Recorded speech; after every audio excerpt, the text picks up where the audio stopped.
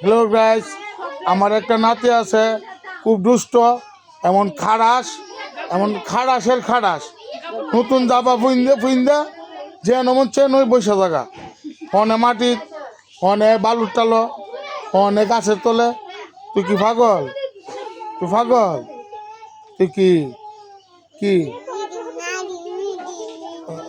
কি নাগিন? নাচ দেও, একটা নাচ দেও